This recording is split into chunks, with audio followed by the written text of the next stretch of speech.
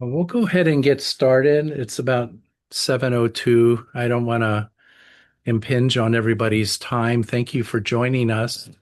I'm Dan Mather. I'm president of Christian Homeschoolers of Hawaii. This is my wife, June, and the other nice lady on the screen is Laura Burbage, and she'll be teaching us tonight. But if you've been keeping track of what's happening in our legislature, there have been two bills introduced in the last 2 days that relate to homeschooling. And just wondering, how many have read the bills? How are you gonna know? I've read them. Good. This is Stephanie. Um, I'm This is assuming, Michelle P. I read it. good. I'm assuming that no one here is in favor of the bills. No thanks. No. I Okay. tried to post at homeschooling in Hawaii, but they did not. It's still pending. So I don't know. Lorraine. Yep. I spoke with Lorraine. quite a few families. I know I already posted that in the message. I spoke with quite a few families in one of the homeschool groups we're involved in. I also have a lot of friends locally who are teachers in the public school system who also oppose the bill. And so I'm going to rally, some additional support hopefully from their side because it doesn't seem super popular with anybody. Uh, so we'll talk a little bit more about the bill in a minute, but I wanted June to just give us a little bit of background on how this has come about. Okay. So I don't know how many of you were here in 2018, but back then, Senate Bill 2323 was introduced to the Senate. There are a number of bills similar to that, and it would have required all parents to undergo a background check with child welfare services before they could begin to homeschool. And the hearing was on February 14th, 2018. Over 400 people showed up and gave testimony, and Senator Kahele withdrew the bill. It's been kind of quiet since then, but in 2024, a resolution was introduced by Senator Favela to calling for the Department of Education to make home visits to homeschoolers. It never moved forward, and so we were cheering for that. For some reason, all of these bills are connected with child abuse. They're making the unclaimed connection between child abuse and homeschooling. In April 2025, the Star Advertiser ran an article about an informational meeting of the Senate Committee on Health and Human Services. And I'm going to read you this quote. Representatives of the State Department of the Attorney General said they could review what public school jurisdictions in other parts of the country have in place to assess homeschooled children, and then recommend what the legislature might be able to do in Hawaii, including potentially having homeschooled children visit a school once a year or at some other frequency to take tests to demonstrate academic progress with educators present. So I don't know if this current bill is related to that or not. In this article back in April, Senator Favela said he intends to introduce a bill along those lines. So here we are today. Senate Bill, what is it? 3193 has been introduced in the House and the Senate. Not sure what is driving the bill. Although it seems to stem from, again, incorrectly connecting child abuse and homeschooling and the absence of mandatory reporters because the child's no longer in the school system, and therefore the need to have direct observation of the school. So bring the child into the school so we can see if the child's okay. I'm not sure if the DOE is aware of these bills. And so I've been in contact with the DOE liaison. I'm going to follow up on that. As you know or may not know, besides Senate Bill 3193, the same bill was introduced in the House. It's House Bill 2376 and has almost the same wording. So I'm going to turn it over back to Dan, and he's going to tell you why Cho opposes this bill. But were we going to ask why they oppose it first? Yeah, first, why don't you share with us what your objections are to the bill? How much time do we have? 1 point per person. Oh, one per person. Oh gosh. Who is this? I gotta pick my favorite one. I have 9 reasons. I'll just give one, and that I don't think that one state assessment is an accurate representation of a child's education, and I don't think it would do anything to show either the quality of education or the potential for child abuse in that one visit. Very good. Anybody else? Yes, my name is Lorraine. I actually worked as an educational assistant in the elementary public schools.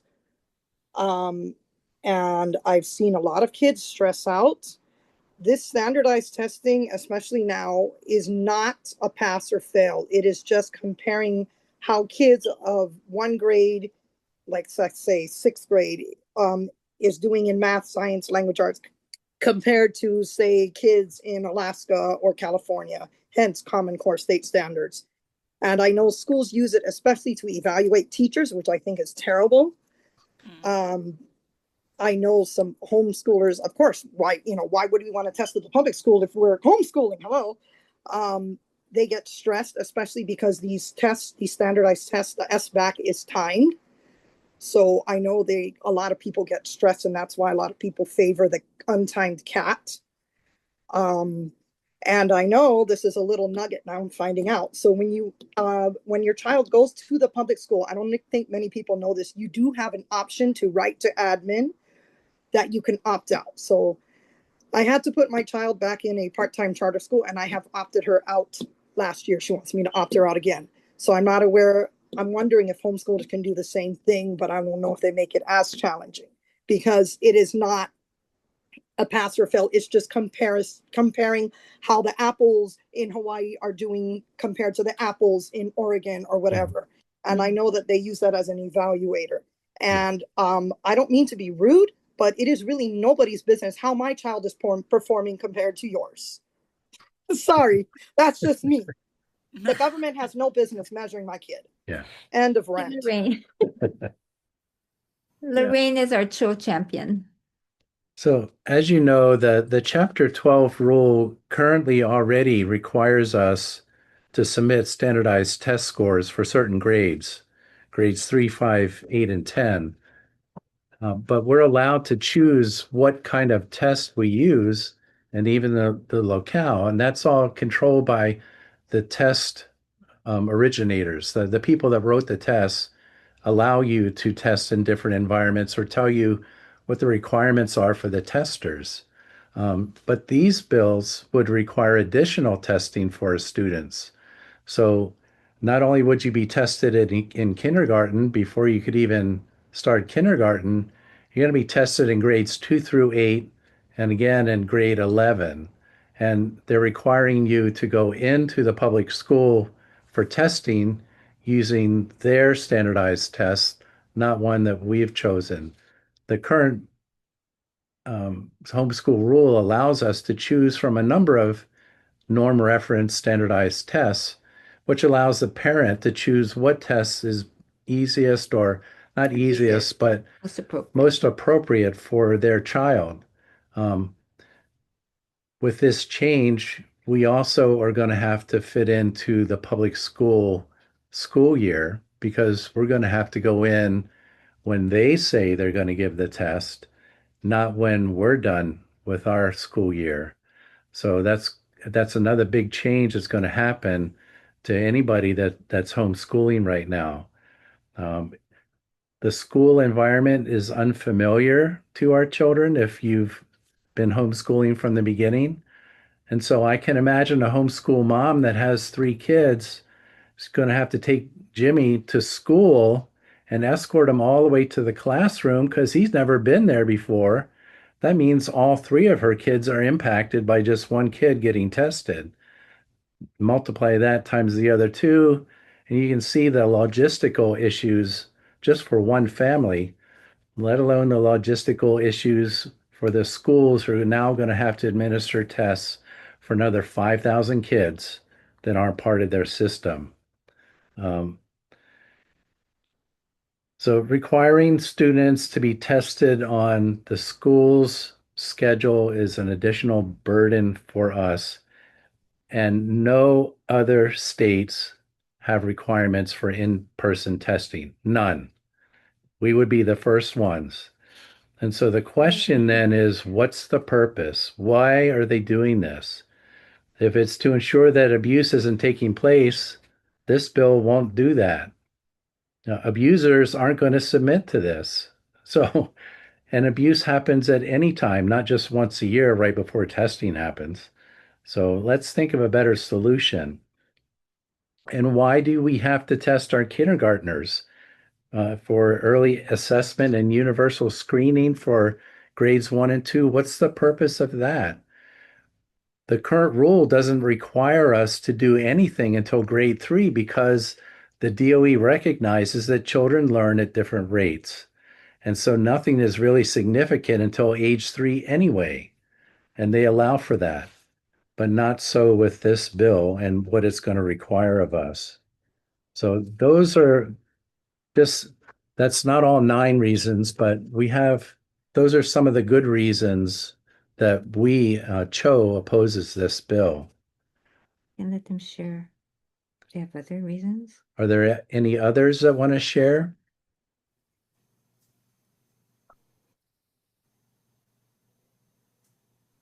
Come on, everybody, speak up.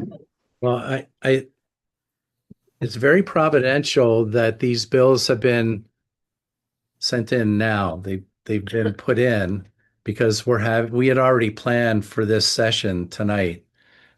We had an inkling that things might happen, and so we had asked Laura to help us in learning how to submit testimony. So I'm going to turn it over to Laura, and she's going to teach us how to submit testimony.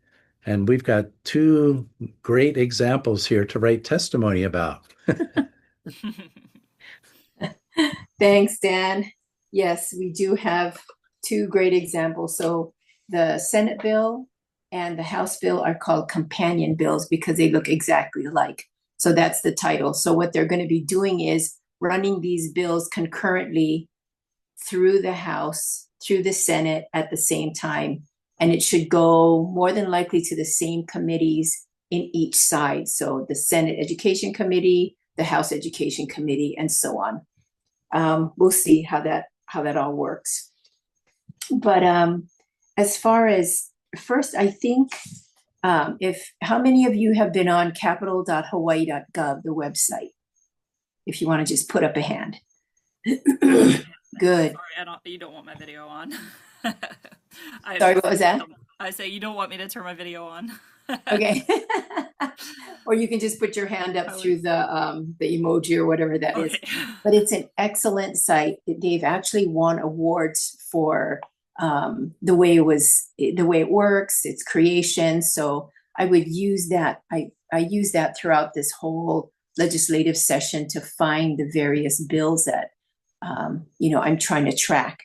And you can also sign up to have bills or hearing notices sent to you. So those are just, it's a good way for you to get started, at least, because if you're going to testify, then that would be the place to go ahead and look for a bill and get started. So capital.hawaii.gov. So in just writing a testimony, it's really basic.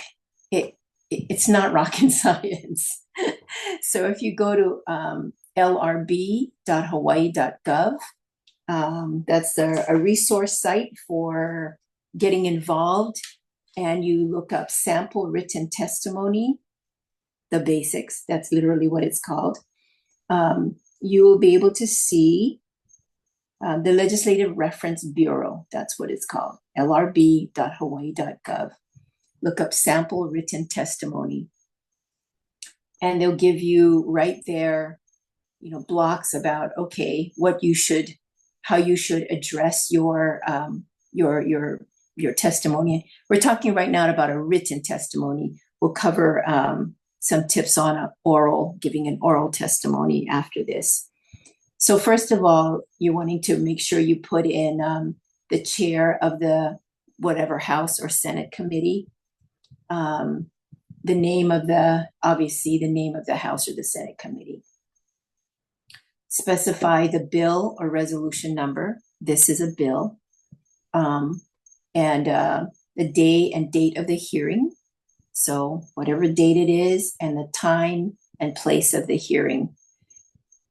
I mean, some of this might not be as necessary, because they'll know once you go ahead and put the bill number in there, then the specifics.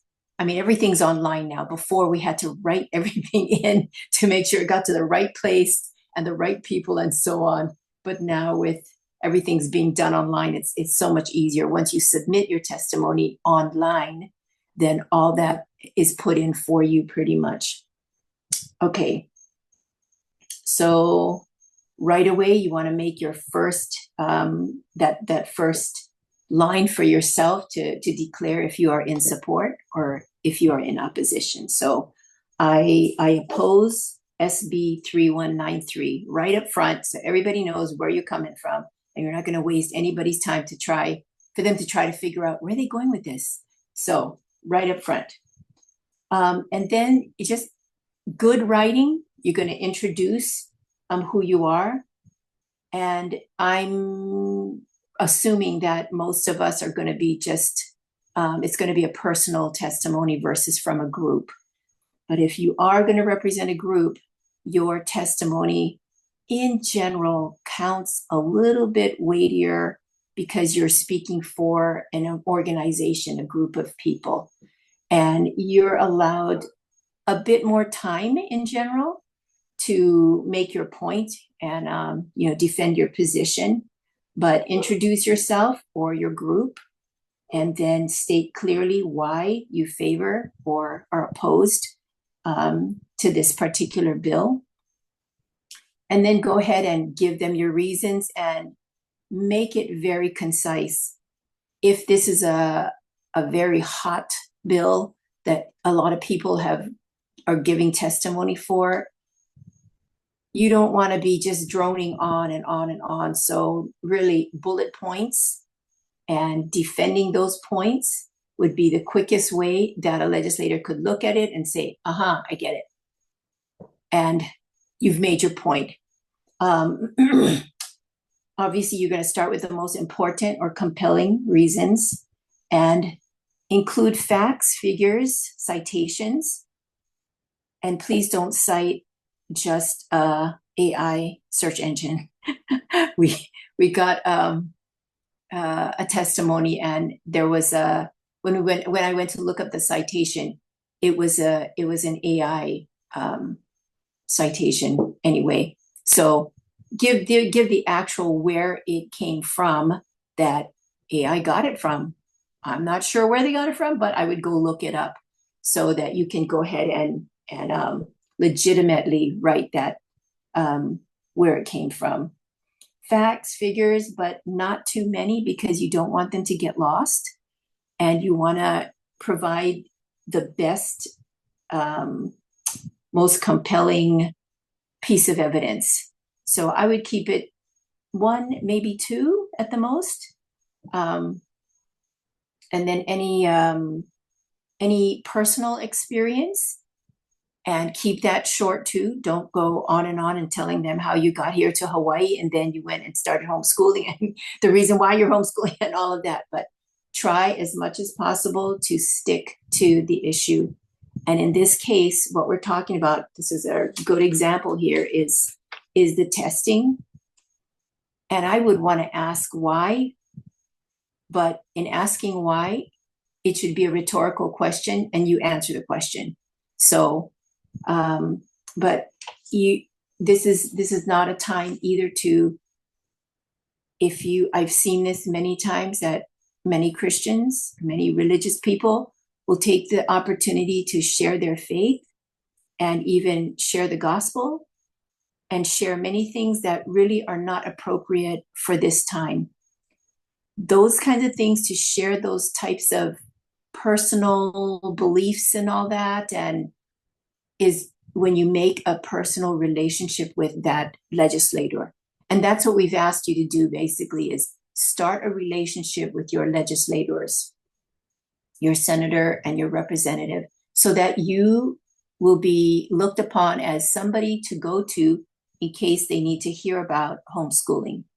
And if you don't know the answers, obviously you can turn to Dan and June and the Cho board and ask them, could you please help me answer what they're asking me about, or just go ahead and make the connection for them. So you're wanting that relationship because, for one, we're called to be a part of our community and to be influential. And especially if you're a believer, to influence them for good and for what's right. So, and, for freedom. It's what we fought for a number of years ago. And then in closing, you want to go ahead and just summarize your points very quickly, very, very concise, and reiterate that you are supporting or opposing this particular bill. And then very kindly, your closing remarks. Thank you very much. So on an oral testimony, they say 2 to 3 minutes, but if there are a lot of people there that are testifying and it's kind of being repetitive, people are saying the same things. When they call your name, I would go up to the table, because that's how it works. You're all sitting down. They're going to call you up to the table to go ahead and give your testimony. I would go up, say my name, say I'm, opposed or supporting, and say, I agree with the testimony before me. This. Thank you very much. I appreciate your time. I appreciate your work. And then go. Because they just don't want to hear it from another person that 10 other people had already said the same thing. So be gracious and be mindful of their time. So let's see. And that's pretty much, it's your writing skills that are going to come in handy here. You want to be clear, concise, and you definitely want to go ahead and back up your points. So pretty straightforward and easy. So we have what we call a sunshine law. The bills have to be scheduled for hearings 48 hours ahead of the actual hearing time and date. So that means we could hear about this bill coming up or being scheduled for a hearing only 2 days prior to it actually being heard.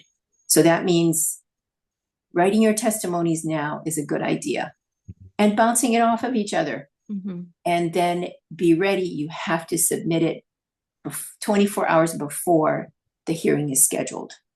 So make sure you go ahead and everything can be done online now. So if you actually want to go in and see the hearing going on and testify there, you're able to do that. They're just going to call you from a list where your testimony came in from, and you can just take your piece of paper. You can go off script a little bit, be a little bit more personal about how this would impact you negatively or positively. And, personal testimony is good, but short. So, okay. Any questions? Yes, June. Just comment. Laura said to watch about AI. That's something that's so accessible now, but if you do use AI, one could sound very much the same. And we don't want that.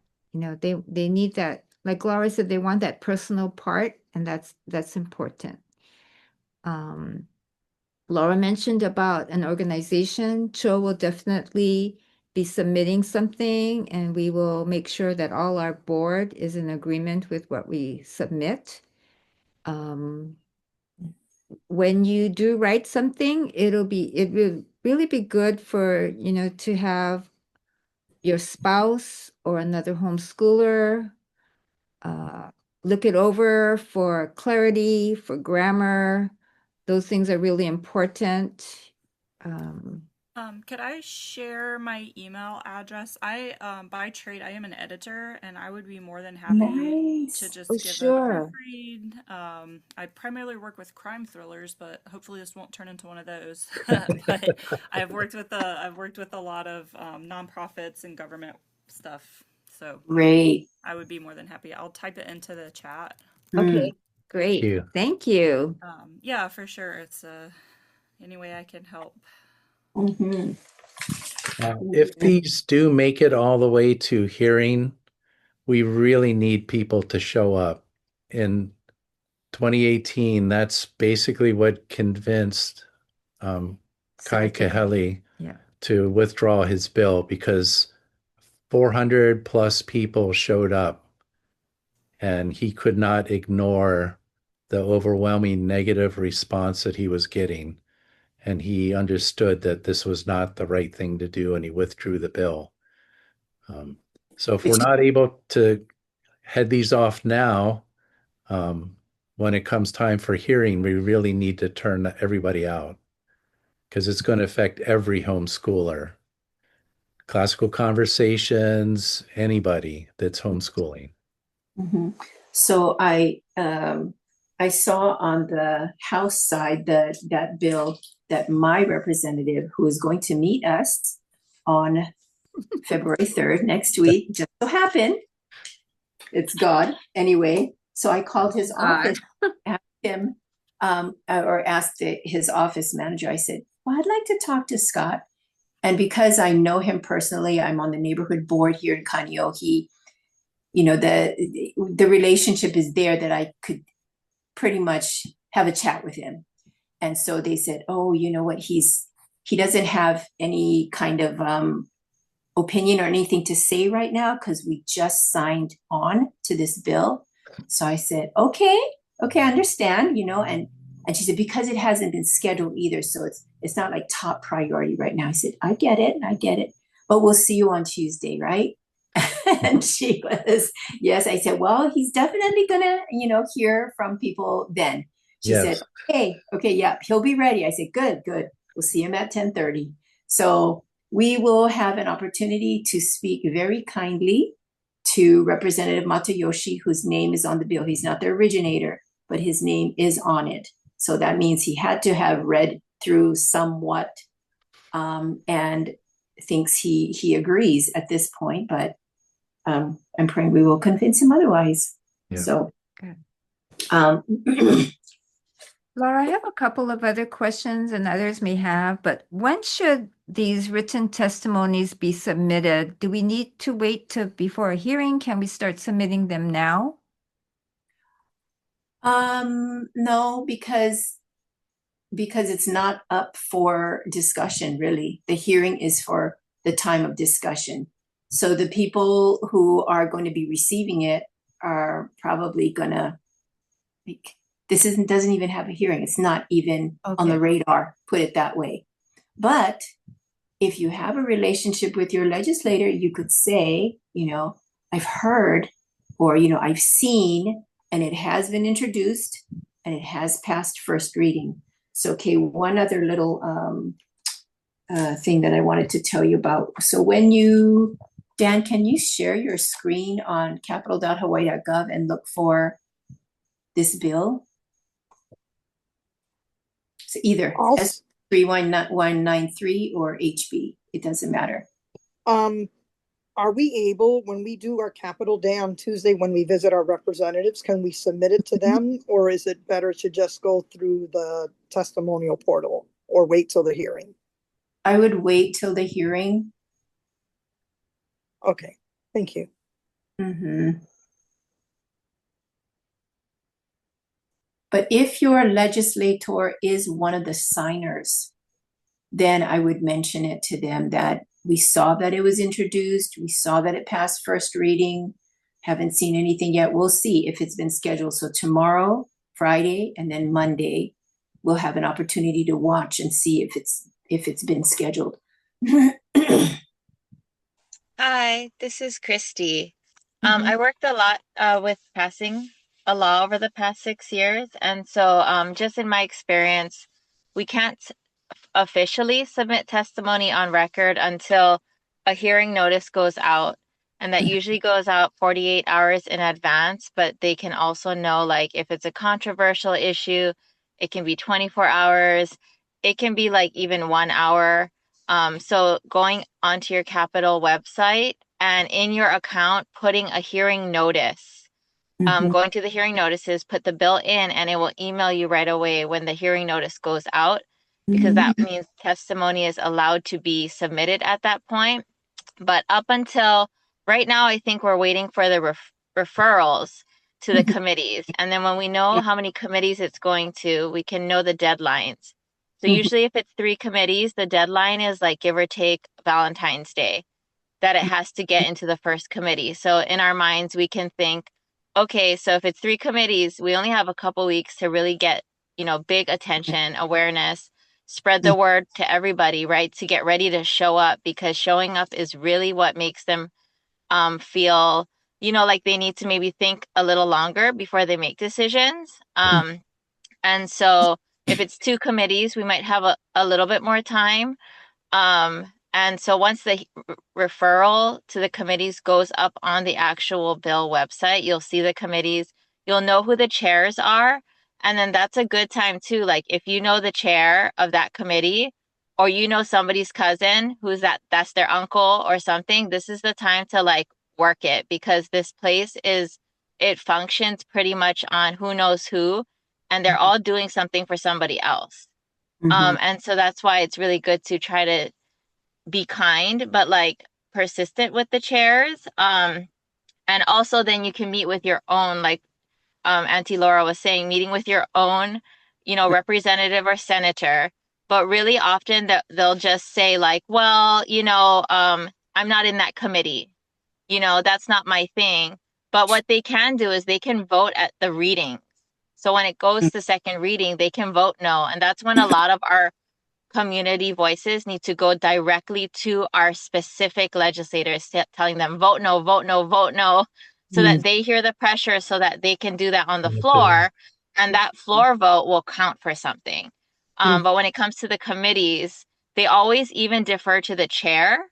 And it's really sad that it's the chair who's like the one who is going to be the one to make the decision. But usually the Republicans will be the ones to vote in opposition to what the chair is proposing. So that's always a good thing to know also. Right. Good. Okay, so Thank you, Christy. That's very informative. Really good tips for sure. And the number of committees, that's a big one too. And they said if it has to go through finance, then there's a good chance that it'll die. So hopefully it'll have to go through finance. Anyway, so looking at this page that Dan shared, you can see the House bill on the left side, and then the so you can sign up for anything related to education and get emails when hearings are scheduled. So report title, homeschooling, go all the way down to when you see sort by date. So this is what has happened so far. So this is what you want to check on and make sure that you're up to date on the status text. So yesterday it went through, it was introduced, and then it passed first reading. So every time it comes out of a committee, it has to go through another reading. And then when it crosses over, we're praying not, but it would have to go through one final reading to get over to the other side. So the Senate bill would cross over to the House. The one in the House would, well, unless no changes are done to either bills, they look exactly alike, then it would just pass and then end up on the governor's desk. So that's what we don't want. Committee reports and then testimony. If you see it on the right side, this is where all the public testimony is going to go. So you're going to be able to see and read any testimony that was given for this particular bill. Committee reports. So all versions of this measure, if you see that first block on the top, if there's an amendment or some kind of a change, all the new versions are going to appear there. So that's what you always want to read, is the latest. Did anybody change it? Did any committee allow or vote on any change? What does that look like? Do we still oppose it? Do we now support it? So seeing that is, watching that is going to be a big key also. And then June and Dan will go ahead and keep us updated, I'm sure. So just wanted to tell you about that site, which is very critical for each particular bill that you're trying to track. Okay. Any questions? This is why it's so important to come to Homeschool Capital Day. That way our and I know it's hard for some people, but that way they can see our face and know. And this is why it's important to vote, because I know a lot of people don't want to vote, but if the worst we can do is do nothing. And people don't realize that. And, you know, we can't, you know, it's like, oh, I don't want to get involved. And then you don't get involved, then your freedoms are going to be taken away if you don't speak out. Right. And sorry, you are involved anyway, even if it's by, what do you call that? When you don't say anything. Yes. Silence is compliance. Yeah. So, but yeah, any other questions? Another comment on Homeschool Capital Day. I won't go over what the schedule is because I don't remember the timing of everything, but all the homeschoolers will be visiting their legislators. Hopefully, you know, yours, the ones that you said are your representative and senators, because many of them will not have families there. You'll be asked to visit the offices of the other legislators and representatives. Also, we will be having you distribute a brochure about Cho and about homeschooling, and then also a letter that Cho has written about homeschooling and Cho. We're not sure what we're going to include in the letter this time. We're still writing it in light of these new bills that come up, but with Laura's suggestion or comment, I guess we shouldn't necessarily say anything in this letter at this time, but just how we, maybe we'll say something, how we treasure our freedom and we will fight for it. So, yeah, but I don't know how many legislators were there who are presently serving, were here in 2018. If they were, they remember us. If not, then we'll let them know who we are in a kind and gracious way. So I'm sure the governor remembers us too. Yeah. Because he was there. Yep. He was there at he was in the committee. He was on the committee. He was on the education committee when Senate Bill 2323 was and he actually spoke to the little young boy who gave testimony, the 7 or 8-year-old boy who gave testimony. He was very impressed by us. I don't remember that, but that they, in the past, and I think they still remember, that they've called us a force to reckon with. Because they know that there are so many of us out there now. Yeah. And they see this group as very, very active, and that we are going to do what we need to hang on to the freedom that we've gained. Yeah. And then I'd also like to mention that I don't know where the Department of Education is on this. Cho has a very good relationship with the Department of Ed, They do not have a set liaison yet. It's been over a year since they said that they're going to update. They want our input. They called for our input. We've given them input. They've told me in just a letter on Monday that they're still working on this. And I think I'll follow up with them because personally, I would rather anything come from them on how they're going to change the rule rather than Have it the dictated. state. Yeah. Yeah.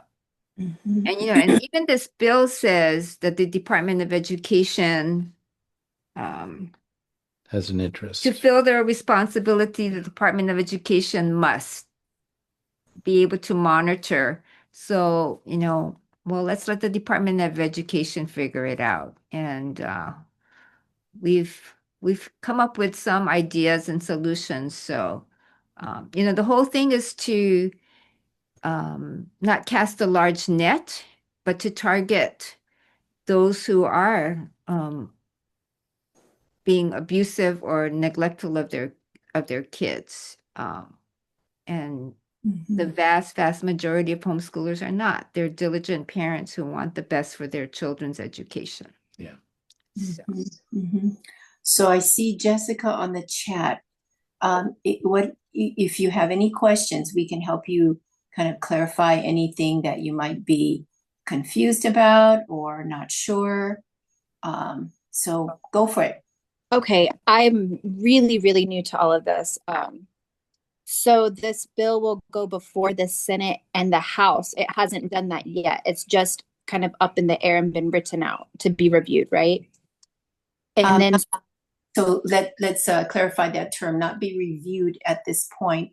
It's been introduced just like hundreds of other bills. It's gotten a number. It went through kind of a legalese, writing, and then it's given a number, and then it's submitted to the whole, actually it's a committee. Anyway, the Speaker of the House It passed first reading already. Yeah, so it was introduced, the HB was introduced in the House, SB was introduced in the Senate, and it went through, when I say introduced means it was read there, and then they voted on it, called first reading. So now what we're waiting for is for the Speaker of the House to go ahead and assign it to a committee or a number of committees. So that's what we're waiting for. Okay, and then that's what we would send our testimony in at that point. Once it gets scheduled for a hearing in whatever committee it was. Okay, so it goes to the committee first, and then the committee goes over, and then they schedule a hearing, Mhm. and then that's when we send in our testimony. Correct. Okay. So, you know what? Pray for the chairmen of these committees. They have a lot of power to say yes or no. Okay. And it's in their hands completely. They're being influenced, obviously, by, various people, but they have a lot of power to say yes and no, and to good and bad. So. Okay, that makes more sense. Thank you. When it goes to committee, is that an appropriate, can we at that point call our legislators who are in that committee, or even if they're not our legislators, we contact the committee chairs? Committee chair? I think I so. mean, not everything has to be one of these testimonies things, right? Can't they? I remember we did this before. We just started calling about when 2323 came up. Christy, do you have any input on that? Hi, did you say my name? Sorry, my speaker is really low. Christy, so we will not submit testimony until a hearing is scheduled, but while the bill is in committee, can we call or email our legislators as well as the committee chair and committee members? So the first step is we watch the website, and right where it says committees, we're waiting for the committees to be posted. And so once we see first it does go to education, right when that gets posted, you can start to email, especially CHO, and organizations that with like influence, like HSLDA, all those, the big ones that they're willing to actually take some time to listen to. You would call the chair, ask to schedule a meeting, definitely. You can say like, I'll do it on Zoom or in person, whatever is easiest for them. And then the vice chair is also important. And then after that, you could send emails to the rest of the committee, but one by one, and address them by their name, so it's not like a big mass email. Just focusing on the committee itself is the most important thing, so that when the hearing notice goes out and when the hearing is scheduled, then you go back on the website and you submit your testimony formally. And then they'll probably call up the organizations first to testify. And so then based on what happens then everybody will hit up all their own reps. So we need them all 76 called if they're all going to hit the floor vote to say vote no, vote no, vote no. Because that's the time they can do something. Our own legislator can do something to stop it. So what Christy was saying too is there are only X amount of people, X amount of legislators in each committee. So in the education committee, let's just pick a number. There might be 10 representatives. Your legislator might not be on that committee, but what she's saying is it has to pass these various readings after it comes out of each committee. So that's a time when your legislator, even if they're not on the education committee, has a chance to voice his opinion. And they can even give a speech at that time too, if they want. But so as soon as it comes out of a committee, then that's when we start going and pressing our own legislators who were not on that particular committee. Okay, Jessica, any more questions? She asked about HSLDA getting involved. We're already talking with HSLDA, and in 2018, Peter Kamakaviva-Ole actually came out to testify in person, and I have no doubt that they would do that again if it was necessary. But I think what speaks louder to the legislators is their own representatives, their own people here, not some lawyer that came in from the mainland. Although he was from here. Although he's from here, but they're going to listen more to their own people than somebody that comes in, flies in just to give a testimony and flies out. Although he will represent an organization that has a good knowledge of what's happening across the country. Yeah. Yeah. Any other question, Jessica?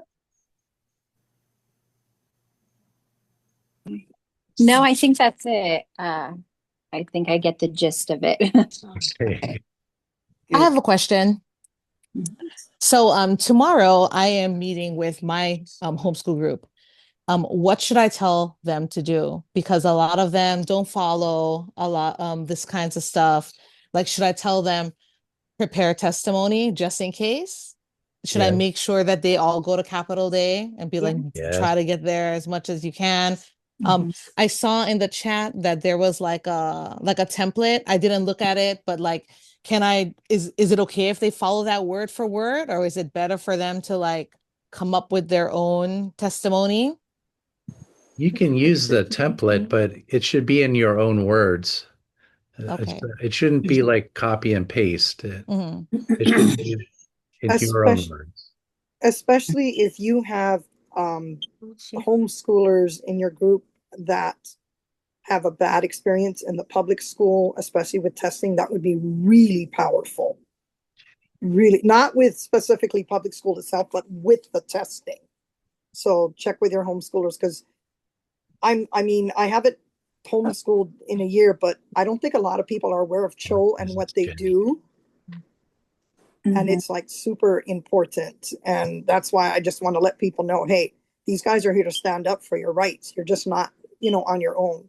But yeah, if you can get, seek their, especially for those who struggled with public school testing, a lot of them, it would probably be upper elementary, middle, and high school kids, because it is mandatory in the public schools, and not many people are aware that in the public schools they can submit a letter to admin to opt out of testing. Not many people are aware of that. Mhm.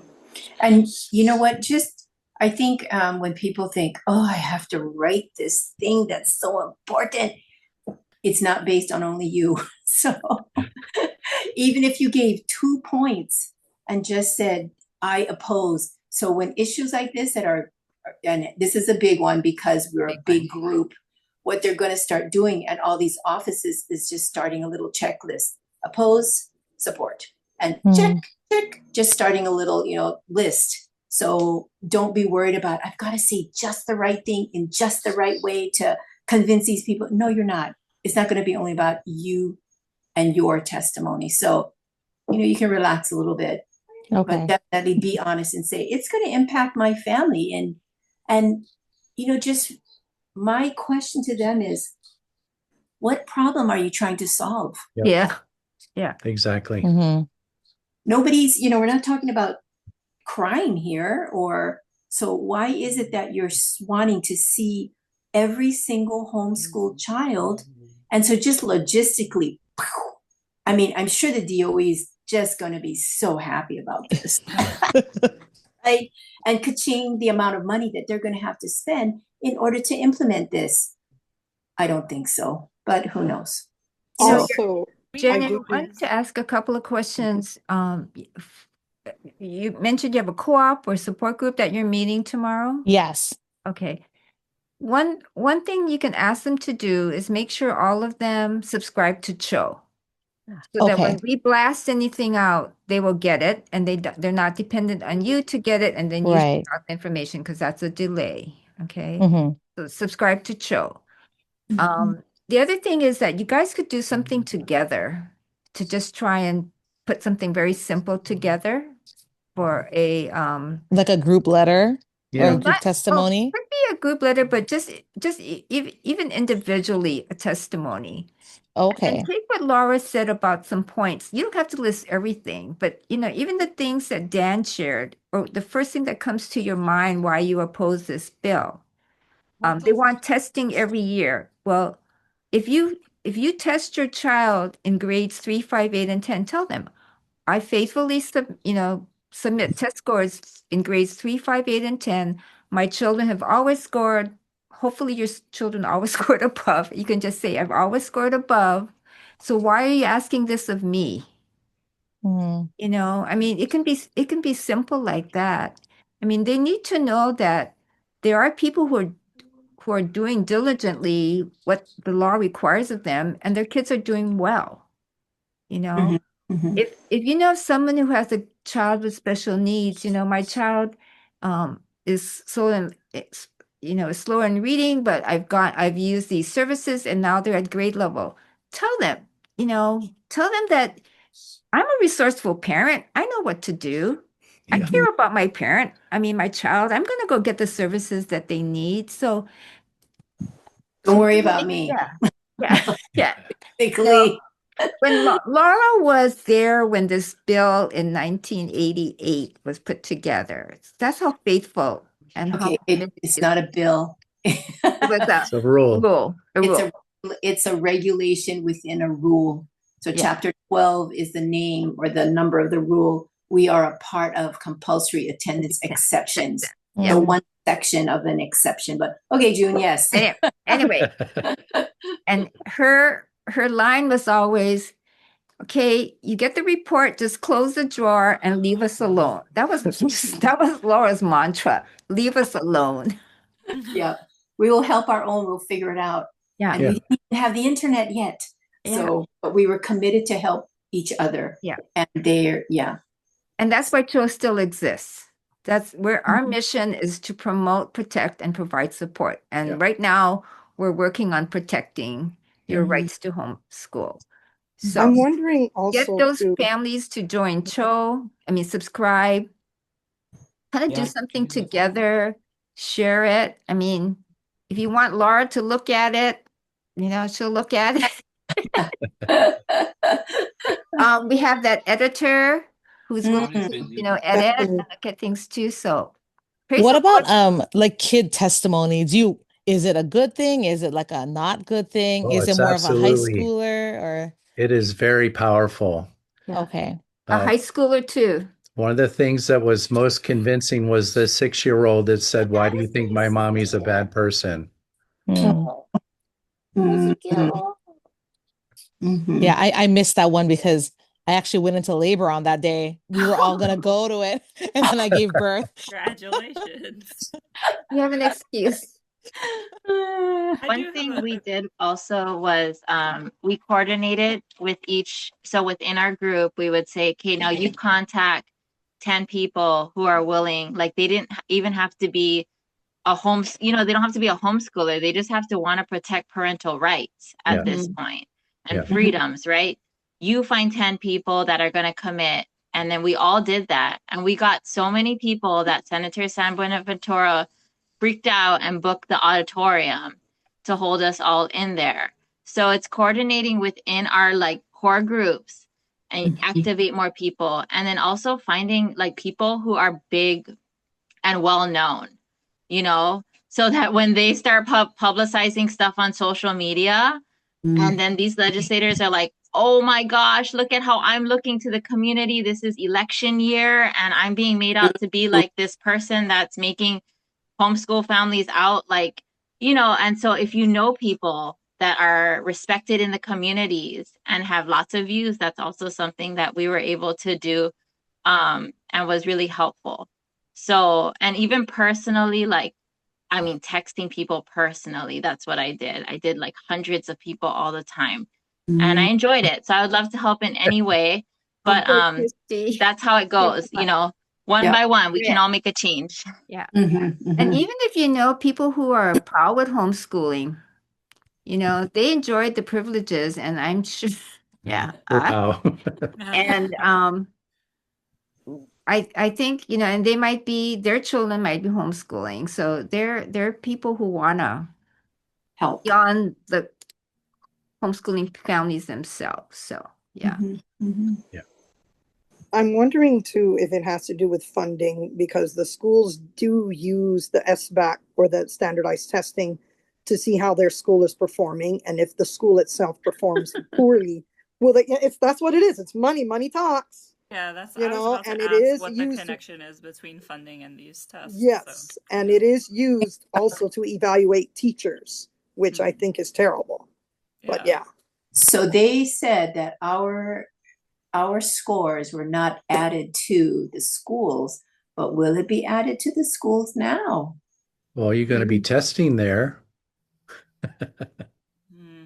I'm pretty sure there's a deeper, and Well, I oh feel my that's goodness. why they want, like, so many people are told you have to enroll. They're trying to get the birth certificate, trying to get the number. Okay. And don't submit to that because their own policy, their own FAQ say child does not have to register or enroll.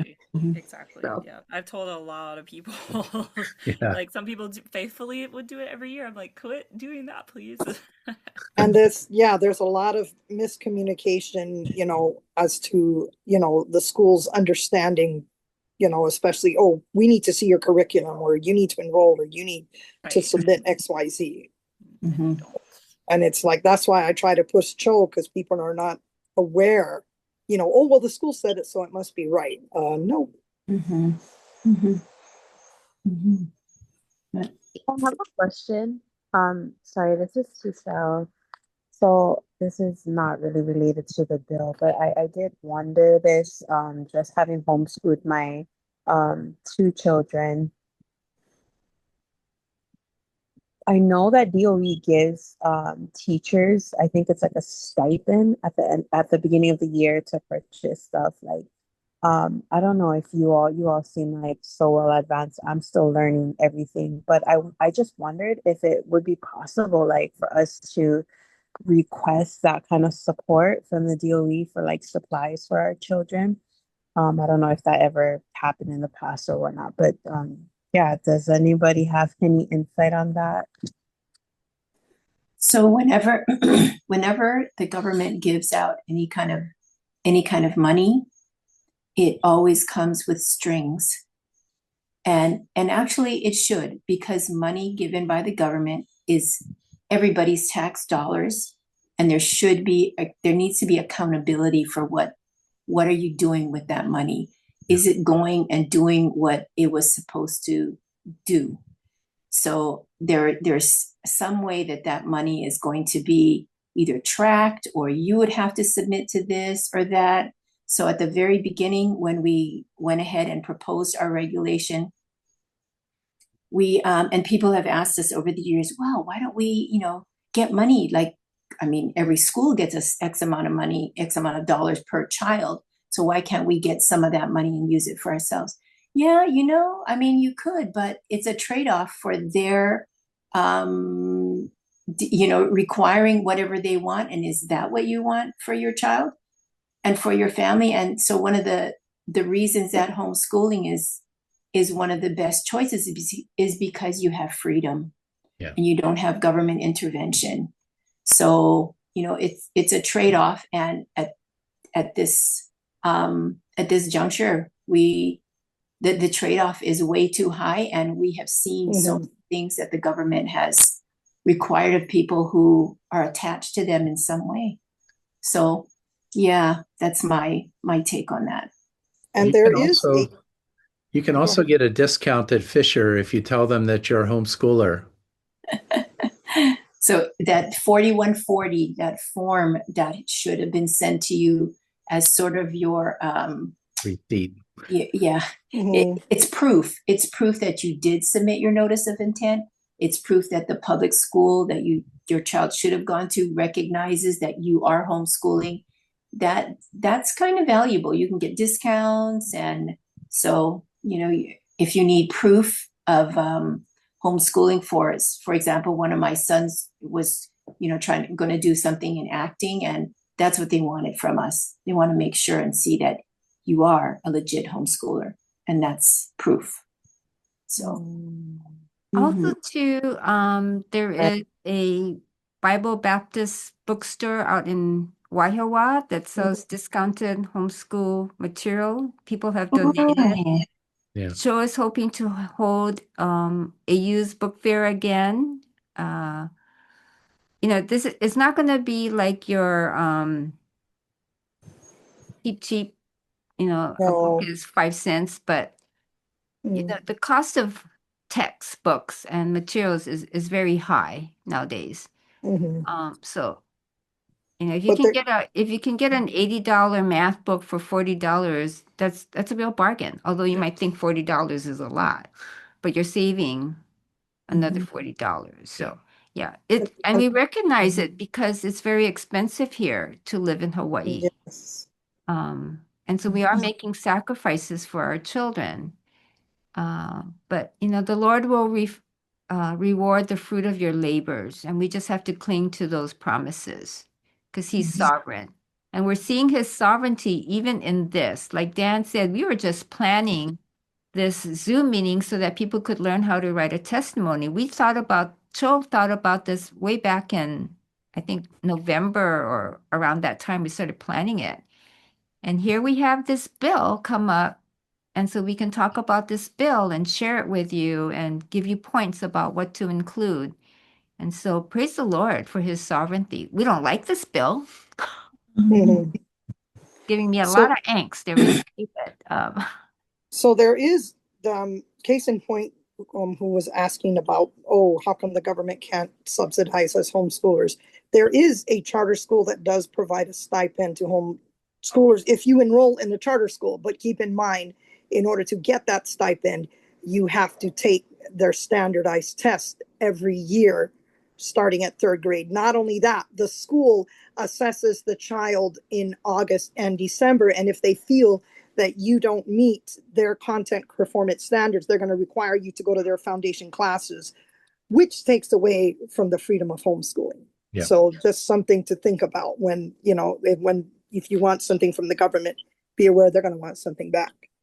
And they limit what you can spend your funding on. It has to be non-religious. It's really a public school. It's what they call home-based learning. They can't call themselves homeschoolers because by definition of the Chapter 12 rule, they're not homeschoolers. And nothing against them. It's just that They're different. It's different. Yeah. Well, thank you everyone for coming and hanging out with us. And thank you, Laura, for your wisdom and for helping us. We look Christy, thank you and Christy, a lot, Christy. we look forward to seeing all of you at the Capitol on February 3rd, and get your testimonies ready. We'll pray that they don't get that far, that the committee chairs refuse to move them forward. But let's go ahead and close with a word of prayer.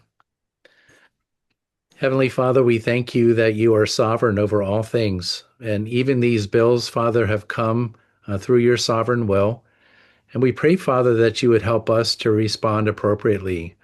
We thank you for the freedoms that we have to homeschool, and pray that you would help us to be diligent in protecting them, that we would be respectful but forceful in our response. We thank you, Lord, for wisdom that you have given us, and pray, Lord, that you would help us to use that wisdom, that we might glorify you in our response, and that we might preserve the homeschooling freedoms that we have.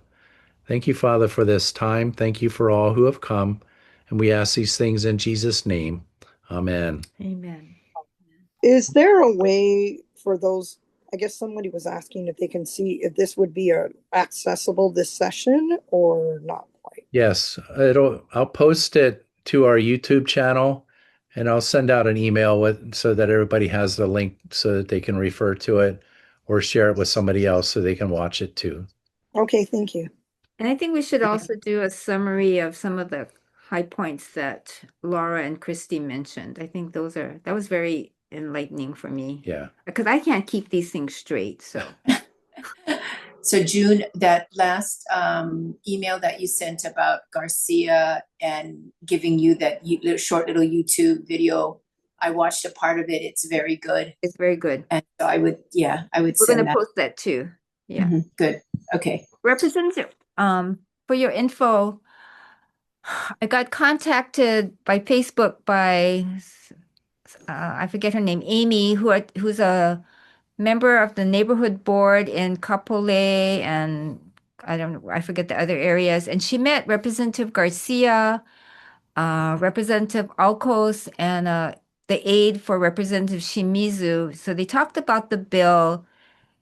They told her that they would oppose the bill, and they encouraged us to, say something as an organization.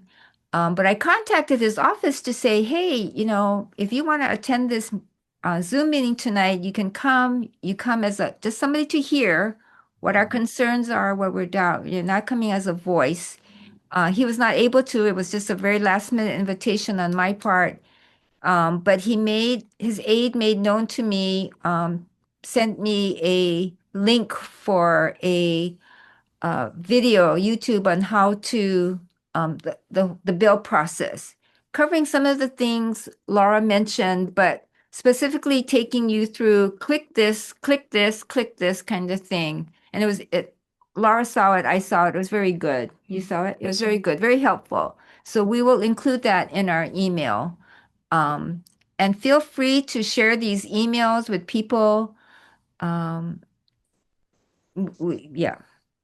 God wants to trust the Lord, but we're also he has a means, and we're the means by which we're supposed to be used. So Yeah. Thanks, Dan and June. Thank you. Thank you all for coming. Thank you, Christy. Thank you, Irene, for sharing your inputs. Hopefully see you on the 3rd. Thank you so much. Yay! All right. All right. Okay. God bless you, everyone. Good night. Bye-bye. Bye.